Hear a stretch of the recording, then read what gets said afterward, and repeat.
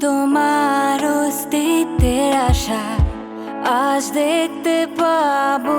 কি তোমায় আমি একটুখানি ঝলক দেখালে কি হয় এই ইচ্ছার পূরণে জিদ করি আমি মন এই আমার মন অবুঝ স্পন্দন মন